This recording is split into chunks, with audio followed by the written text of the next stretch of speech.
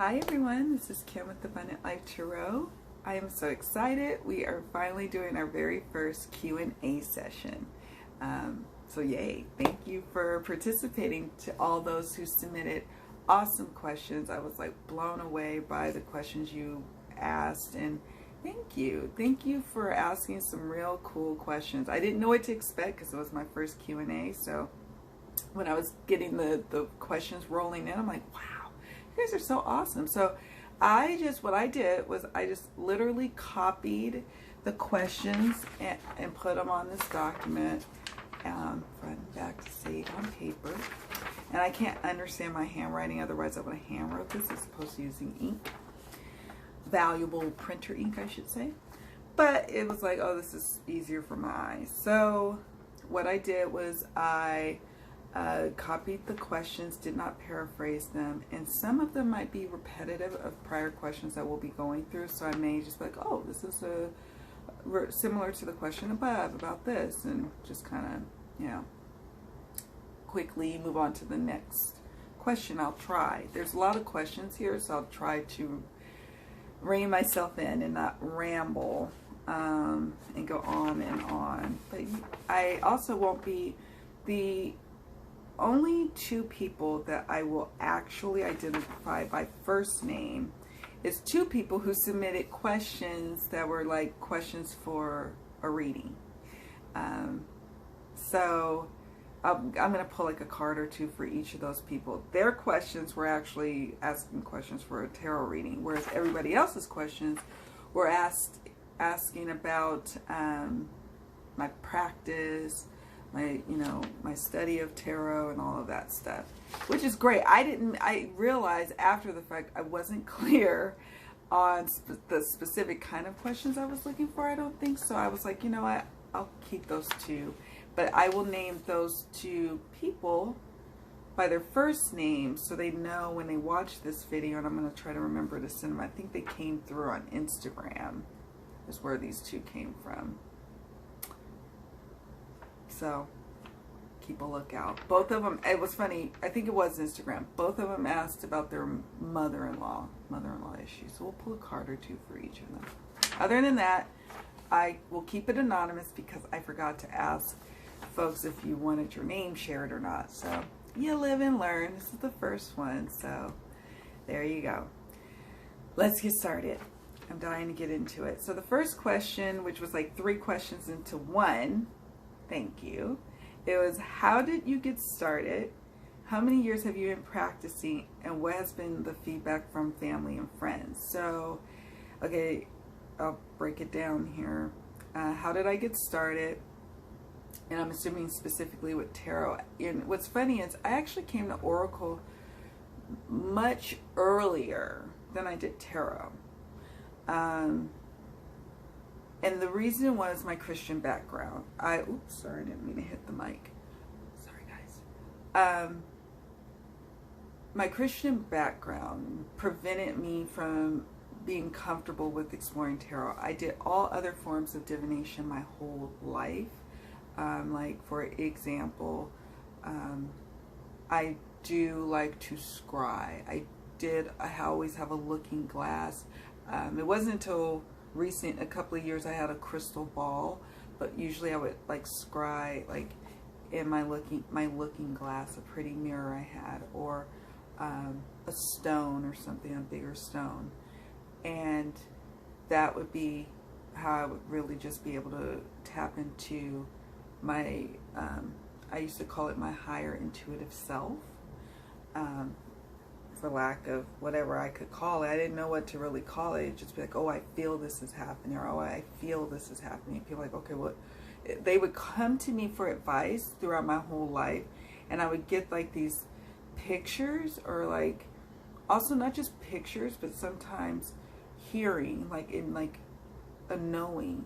It's almost like it happened already, and so I say it, and they're like, what? That didn't happen yet. And then I'm like, oh, and so then that would happen throughout especially my teen years, because then in my teen years is when I really started actually having like friends. I was a loner and quite introverted in the earlier years of my schooling, And it wasn't until high school that I got comfortable enough to, have multiple friends. So things like that would happen, and I'm like, oh.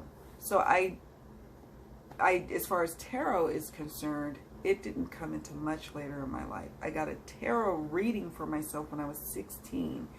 And the tarot reader predicted that I was going to be a young mother, which I was like, that doesn't even seem like that would be possible, because I was on the track to go to college. But she was right. And I remembered that. But again, I was like trying to follow a Christian path, even in my 20s. And then, people still get advice from me, but it was just advice. And I was just like, people like, you're so wise. I don't even understand how you know these things, but you're just so wise. And so that was what it was. I just was like, oh, I must be some sort of old soul who's just able to tap into intuition and just kind of feel things. Well, my son was involved in an accident in January 2016. He was in ICU for 3 weeks and 4 days. And during that time, I needed help, and I needed to navigate that situation. It was high profile in our community because it involved CHP, or California Highway Patrol, and a drunk driver. And my son had 5 surgeries during that time. He had 10 blood transfusions. And I was either at the hospital most days or at home trying to get a little decent sleep, but I couldn't sleep. All I could do was really shower to take care of myself. I didn't eat. I lost a lot of weight. I lost a lot of weight that I was trying to lose before the accident. And then like a little stress to come on in and just wipe it all out, And so I needed to consult something. And so I just felt comfortable in ordering a deck on Amazon and remembering how accurate the reading was and I was like, I could read cards. Like, I remember somebody saying, it definitely is a system, and you kind of need to listen to your intuition. I'm like, well, I'm an intuitive being. I can do this. I can learn it, and I need it. And I needed the distraction. I needed the distraction while I was in the hospital, because oftentimes he was sleeping. The first 2 weeks while he was in the hospital, it was all a blur for him. The first week he was in a medically induced coma, and then the second week was all filled with surgeries, and then he couldn't remember much of that time, really. And so it was lonely, and that's how I got into reading cards, and I read cards for myself. So that's how I got started with tarot specifically. Was I needed something, I needed to consult something.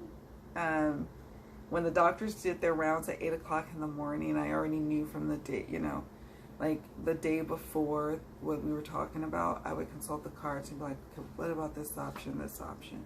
And I felt more comfortable still with Oracle, because years prior, I don't even remember, when I was in my 20s, I would have Oracle decks, affirmation decks all around me, because as a prior Christian, I was afraid of tarot. Like, I was so afraid of it. Oracle was okay in my mind, but not tarot. But it wasn't until that tragedy that I was like, I need help. And it helped navigate me through that situation. It helped us navigate through the insurance claims that followed. And it just started helping me. It helped me when I was navigating purchasing my home. It just, every step of the way. I get tarot readings from time to time still for professionals, because I like to have that outside perspective. But I got started because I was in dire need of some consultation. Because I would, I went to a therapist during the time of the accident. Like, thankfully I did, but there's not so much they could tell you. And so the cards told me what I needed to hear, and it worked out for me. So that's how I got started in terms of cards. But divination, oh my gosh, I've been doing that forever. We used to go across country from California, and we would drive, my family, it'd be my mom, dad, sister, me, and then extended family, cousins and their kids, and we rent like a van or a long station wagon. Back in the day, it was a long station wagon, and we totally did something illegal. We were like pile up kids, myself included, would be in the back trunk area like a station wagon, burning up. Totally crazy. That's what we did back in the day. And we drive cross country, and every stop I would insist on something in every state. We would have to fill up gas, stretch our legs. But if I wasn't satisfied with postcards that I was getting, then we have to go to the next like gas station or somewhere to get cards, because I was collecting them all across the way. And then I would use them to like do kind of little divination things, because again, it was like, well, this isn't tarot, this is just me playing with the cards and kind of using the pictures to predict stuff and the little messages on the back of the postcard. So I had this collection of postcards. I think they're at my mom's house. And that's also something that started my collecting, my collecting of needing to collect things. I collected rocks back when I was little. Now I collect crystals and stones. I collected postcards, and I love when people send me postcards. I'm like such a sucker for them. And I used them though when I was little for divination and pretend. And so that's how I got started. Long answer to say that. But 2016, it was a defining moment where I started using tarot and oracle specifically for readings for myself. Then it started branching out to readings for family, like my sister and my cousins. And then I started reading for strangers for free. I would invite people to submit questions on my website. And then I started charging.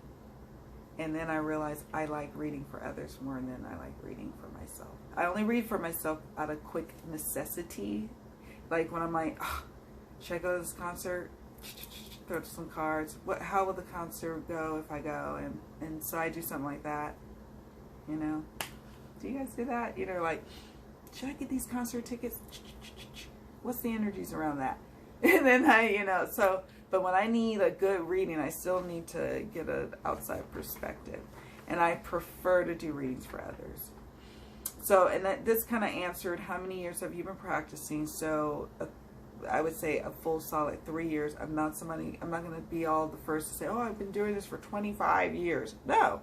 I have been highly intuitive and using divinatory tools a lot longer than tarot, but no, it's been 3 years.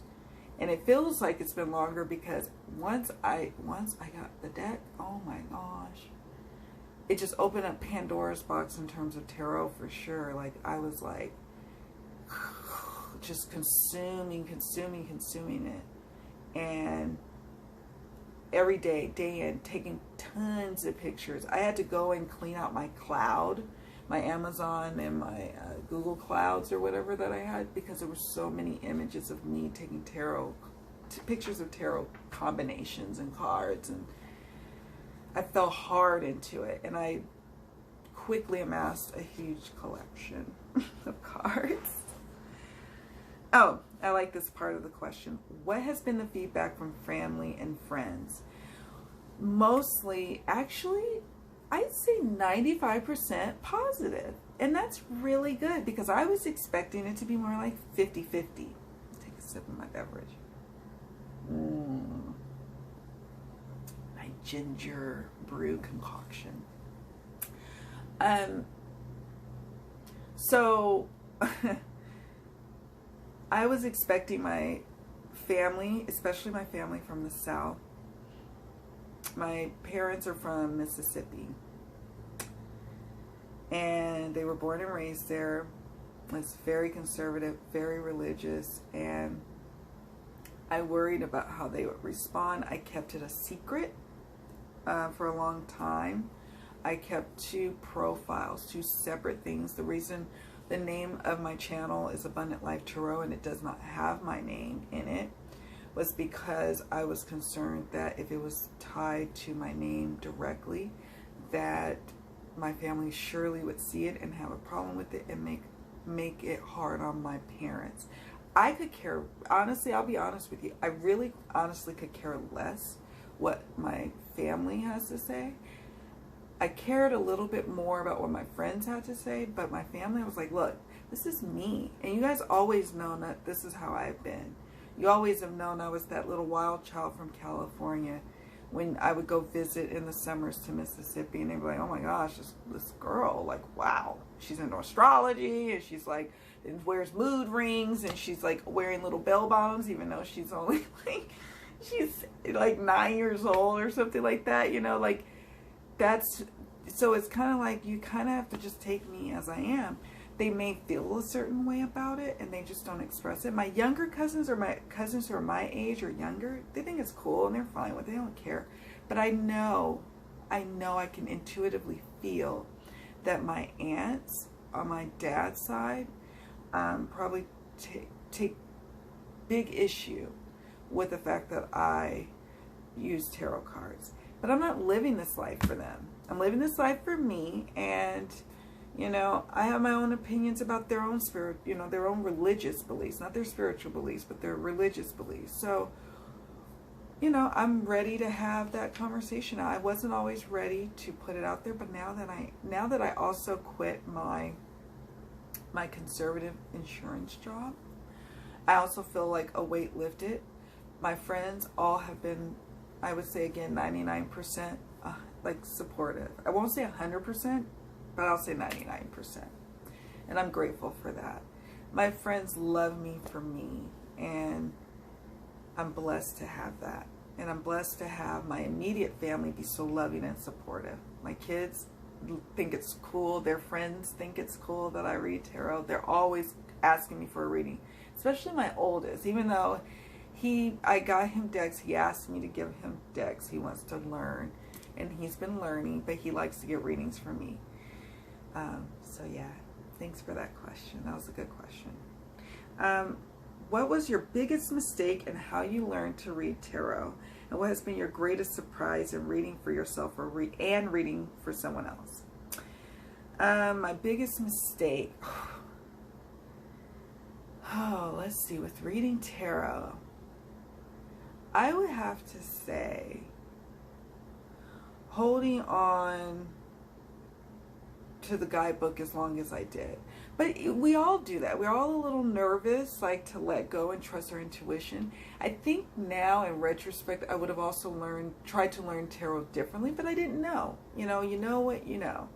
I am a very book-oriented person. I have been reading since a very, very young age. I love the English language. I love the written form of it. I am a writer at heart, and I write. So that's how I learn, and writing down card meanings is how I learned. I think also for me, and that's just how I learned and study in general, and reading. But it was like a crutch, and it was so hard for me to make the connection between, okay, you know the card meanings, you logically know them, and now you also have to incorporate your intuition. Marrying the two, because I was so holding on to the book, was hard. So my biggest mistake was that I held on to the book meanings so tough that it sometimes would block out. It would override my intuition. Like when I would look at a card and I would know, I'd be like, there would be like a flash in the card, like when I would say, let's say someone has a question of, you know, is my partner cheating on me? And a flash comes up and I see the Three of Swords, you know, Three of Swords card there. And it would be like, I would want to go instantly to the book, but then I'd have a flash of something else going on with the partner. But because the book is like, oh no, you're probably crying because you're betrayed, versus maybe there's something else going on with him. And the something else going on with this partner was what flashed in my intuitive eyes, my sight eyes, if that makes any sense.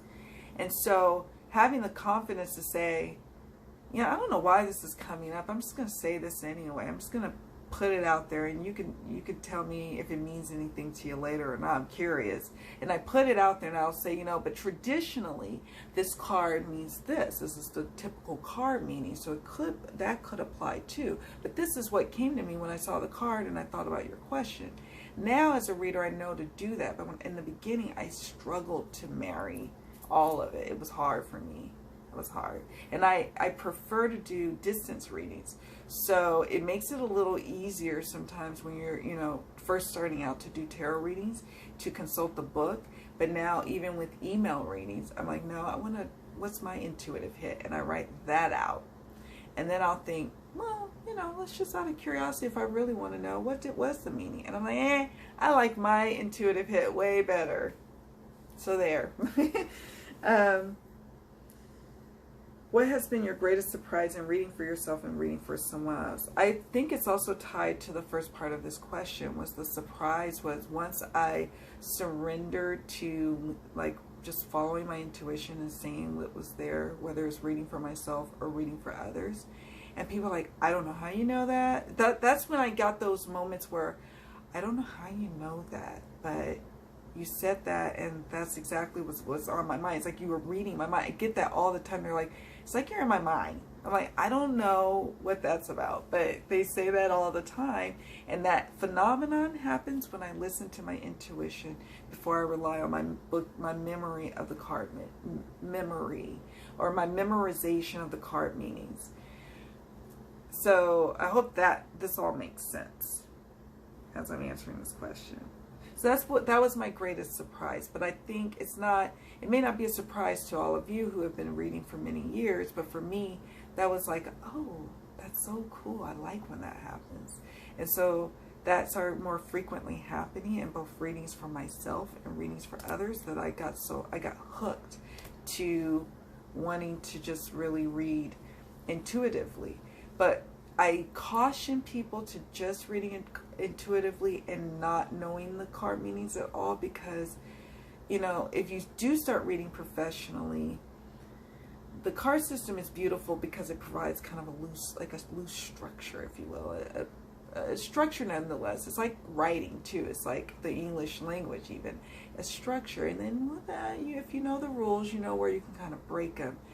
And if you don't have a consistent system, and you have a repeat client come back, or clients referring more people to you, and then you're kind of all over the place, it's like it could hurt your credibility.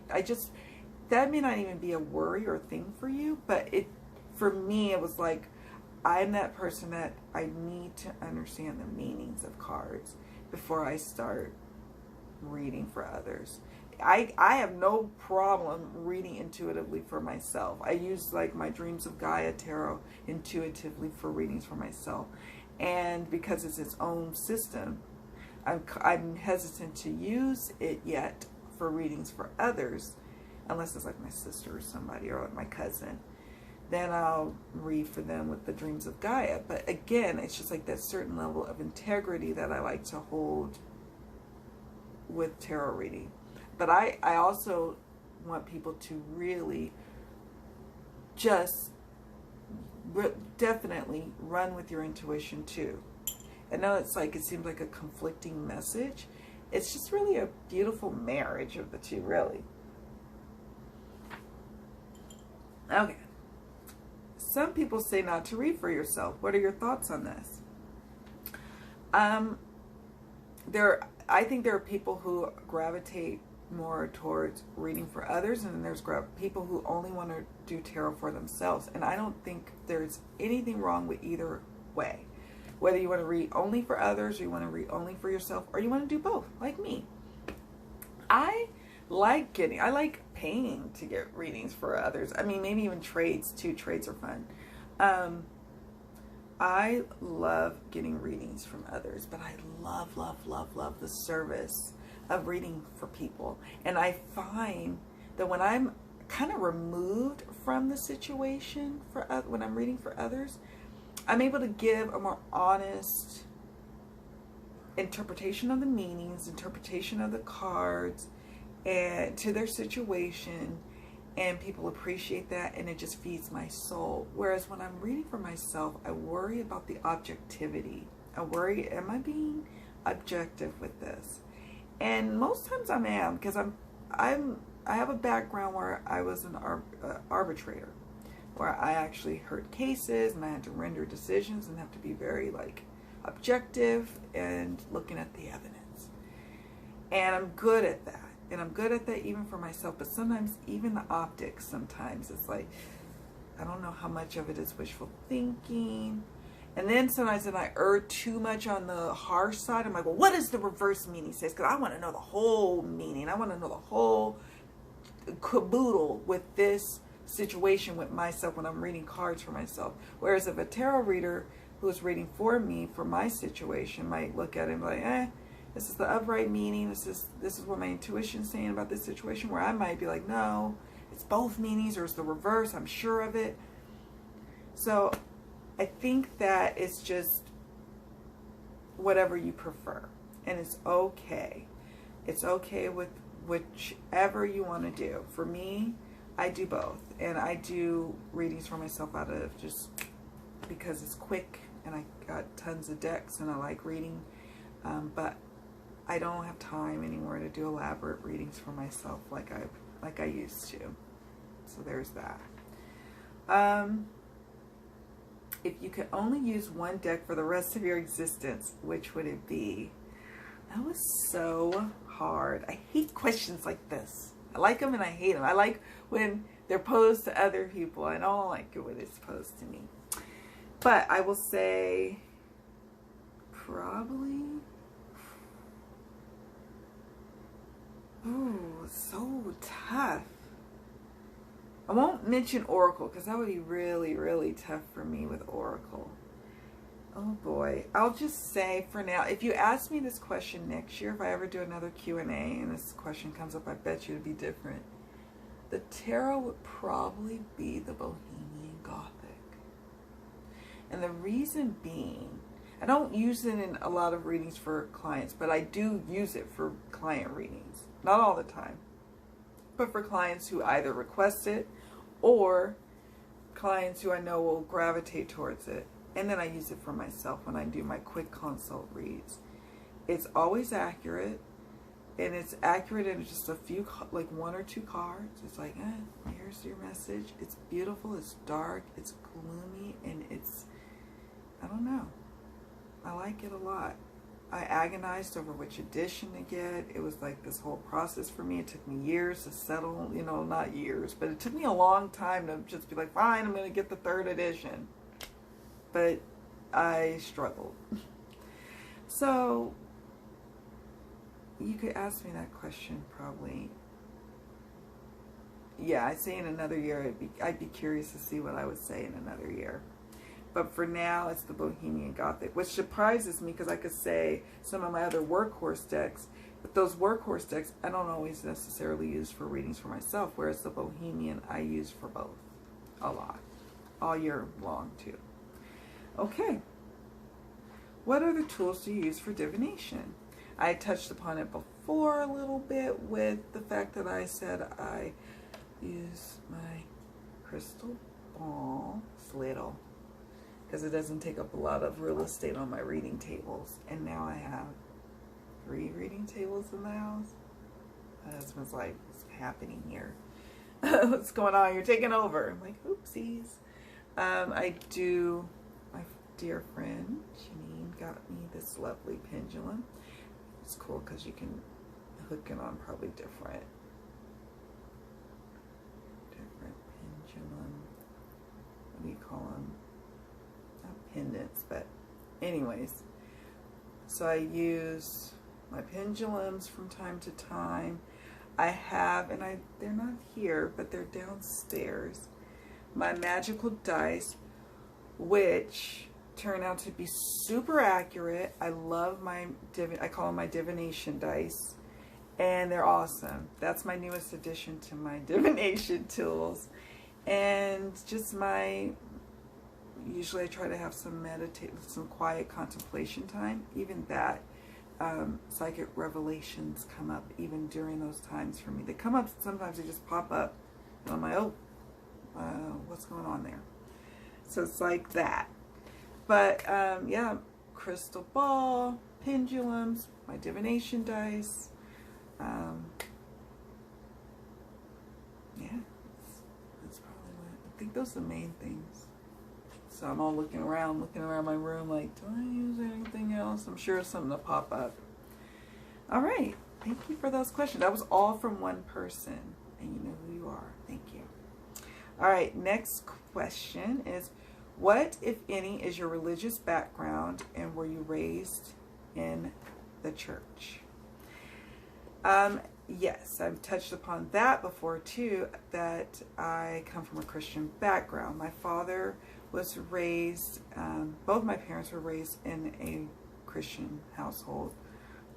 In my dad's family, I think they had like 12. I always wanted to be like 12 or 13 kids. One, like, they've had like one child who passed away, like Bobby Joe passed away. I think she was 18.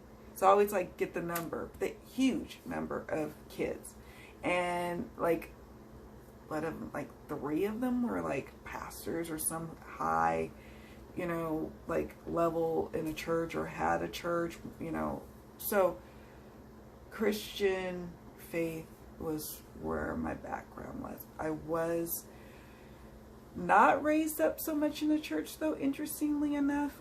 What happened was my parents moved in 1975 from Mississippi to California, and well, it was during the 70s, and they were young in their 20s, and they came out here. And when I came along in 1980, my parents still would go to church on Sunday, but they didn't really enforce it on me like that. In fact, I mean, my mom was Methodist. That's like the church that her peoples went to, and then my dad was like Baptist for a long time, and then I think they went Pentecostal at one point. I don't know. But then some of my aunts and uncles moved out from Mississippi out to California as well, following everybody. It was like a little migration. They came out and they started going to churches out here. And my dad, as a part of like his sobriety, started getting back in the church too. So when he was really trying to get back on the sobriety kick, he went to church. He took me. I would go to Tuesday morning prayer, Thursday morning prayer before school, before junior high, the start of the day at like 7 in the morning. We go to church on Sundays. It would be morning and afternoon service. If they had an evening service, we'd go to that too. So I started really, really studying the Bible all on.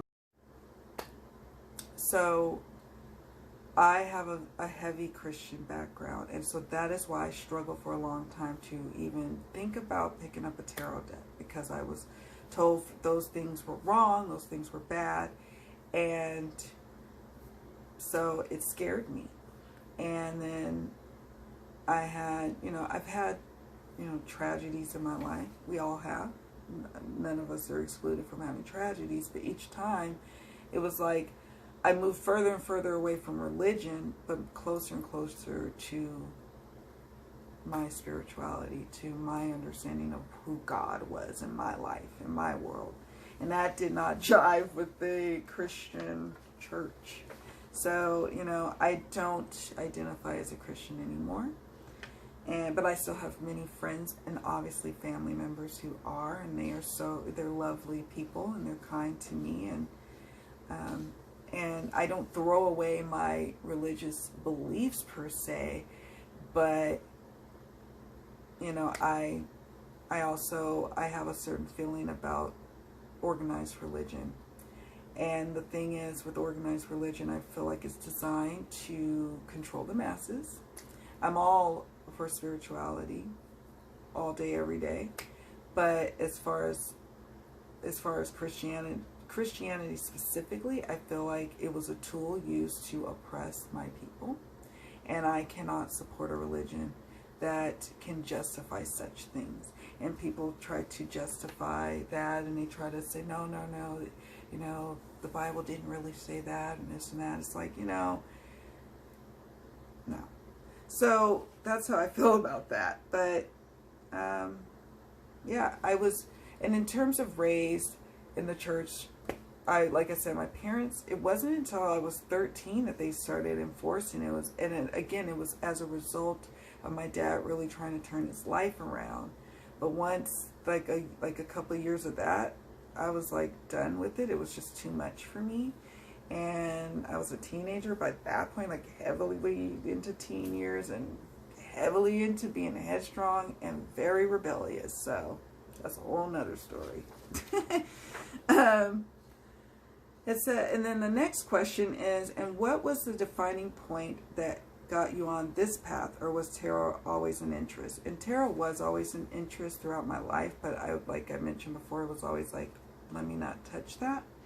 The defining point, like I mentioned before, was Daniel's accident, because at that point I got to a very dark night of the soul. But my spiritual path, so I had my devout Christian path, but then I started following religious science of mind as of like 2012. Is when I became a member of the Centers for Spiritual Awareness and Centers for Spiritual Living. And it's formally known as Religious Science of Mind, but they wanted to move away from Scientology because it kind of has a tone like it's Scientology. But it's not Scientology. It's actually a beautiful spiritual belief that I won't go into right now, but I had that continuously going on, and it just it was like, it's not judgmental. The people who are part of that spiritual center is not judgmental about me using tarot. So I felt like during the time of 2008 is when I went through like this, 2008, 2009, I went through I guess a crisis of faith. I was in a job that was stressing the hell out of me. And then I started getting into law of attraction, and then by 2012, my life was completely different. And then 2012 is when I started going to Centers for Spiritual Living. But by that point, I was very much involved in law of attraction. My life was different. I was in a job that I loved. I was able to get married. I had a baby girl after having 2 boys. I never thought I'd have a girl. And I graduated from college. Like, all these cool things happened, you know? And so I wanted to share that with the world, and I was grateful to the Centers for Spiritual Awareness and for just allowing me to blossom. And I didn't have to feel guilty about any way I needed to blossom. And so that helps. I'm so glad I shedded the Christian cloak, if you will, because I feel like I blossomed as a human being after that.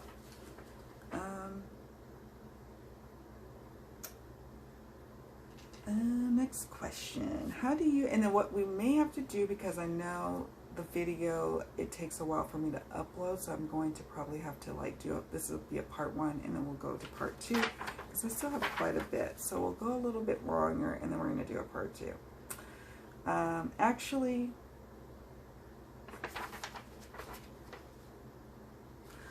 yeah, what we'll do is we'll do these questions and then we'll move on. Okay. How do you get to know a new deck, especially a tarot deck that may not be as heavily steeped in Rider-Waite-Smith symbolism and meaning as some? Great question. With new decks, I start studying them well before I probably even buy them. That's why Kickstarters for me are kind of pressure filled, because I want to be able to get to know the deck with other people's reviews and images, and kind of sitting with the cards and be like, what does that mean? And what does that mean to me? When I finally get the deck in, if I'm not, especially if it's a deck that's not RWS based, I do deck interviews. I also may do card draws, like I've been doing that with the Herb Crafters. It's right over there, where I'll do some daily draws to kind of get get to familiarizing myself with the deck. I'm not a fan of daily draws, not because I don't think they're great. I think they're awesome. My issue is my own personal thing. I just don't have a lot of time to sit with a card like I'd like. So I just don't do them as frequently. But when I'm getting to know a deck, I will pull out a card and I'm like, let's focus on the meaning. I'll look at the guidebook, the meaning, I think about it, I ponder with it, I sit with it. But yeah, I don't have like a super strong way. And one of the things I've now decided to do, that which has helped me, is if I see that it's going to be a deck that I may have to really work with, I wait and see if I'm in any kind of space to be adding to my deck collection for a deck that really is going to require a lot of me to learn the system. I didn't always do that. I wasn't always discerning, and now I'm regretting that decision, that I wasn't discerning about all the decks that I added, because some of the decks really require you to sit with it and get to know it quite a bit before you start using it, even for readings for yourself. And that's no fault of the deck. That's just me loving all these decks, getting them because I'm a deck collector, and then just be like, oh. But I realized too, I don't just get decks to use them. I realized, I thought I did. That's what I was hoping I was doing, but clearly I get them also for aesthetics. So I cut myself a little slack with that, but there's that. All right. How do you balance work, family, and your tarot business? Oh my gosh. I definitely, I'll say this to keep it as short as possible so I don't drag this on. It's a challenge. It is a challenge to balance it all. I had a full-time career in the insurance world, and I recently quit, as many of you know. But that doesn't mean I'm not going to get another 9 to 5 or another full-time gig. I am. And when I do, I'm now going to approach things differently. My husband wants time with me. My kids need time with me. And I guess my husband does too. And my friends, my family. And it's so hard to juggle it, because when you're a tarot reader, it's very solo, right? It's not like where you open up a storefront and all your family and friends, if they wanted to, they could come and work there with you, or come and shoot the breeze with you while you're working. It's not like that. It's really like kind of like the writer's path, where you can't always incorporate your family. I can't even always I want to just sometimes hang out and do social media. I can't, because I'm doing readings. So what I've been doing is using my organizer, and recently I've started to get clear about what is it that I really want to offer the world, and what is it that I've been doing that's taking up time but not really adding any value to my life and the lives of others. It's just a lot of busy work. So I've been decluttering my life in that way, so that way when I start my new 9 to 5 job, it's a clean slate. I've discovered that I love doing readings, so I want to make more time for that, and I want to make more time for coaching and developing newer tarot readers. And so I'm finding that just being more clear and clarifying and discerning in that way, it's already starting to show me what needs to be eliminated. It is a challenge. I'm not going to say it's easy. Some days are crazy as hell. I wake up at 4 or 5 in the morning to get dressed each day to get up to go to work. I might be emailing or sending off readings to clients. I go work. I was working from 7:30 to like 3 something each day. Get off work, come home, spend time with the kids for a little bit. I might have to run some errands, and then I do readings from like 6 to 10 at night, or I'm doing stuff for the YouTube channel, or I'm doing stuff. So it's like all the time, and the weekends are completely devoted to tarot stuff. So there is no balance. Right now there is plenty of balance, because I don't have a 9 to 5 taking up a big chunk of my time, but we'll see how that goes. And let's see. Do you read for yourself often, and how does that fit into your routines? And I touched upon that a little bit. I do read for myself, but it's more like I like to call them fly-by nights, where, like, for example, I'm thinking about, oh, what are the energies around vacation in this spot, you know, and I might do a quick reading for that. I used to do weekly draws, where now it's not even weekly, it's probably like every 1 to 2 weeks. And so I do that, and it's like my church, if you will, if I'm not able to make it to my spiritual center. But yeah, I do quick weekly draws, and so or bi-weekly. But if it's something pertaining to just a quick reading, I just do it for that purpose. I don't really have time right now to even do my soul searching kind of readings that I so enjoy doing. I love long-winded readings, but I don't always have time for them. All right, so what we're going to do in this as part 1, because I realize this is going on, and I tend to do that, and we still quite got some more questions. Thankfully, though, a lot of them, I'm looking here, and I'm like, oh, we kind of answered those questions. All right, I'll be right back.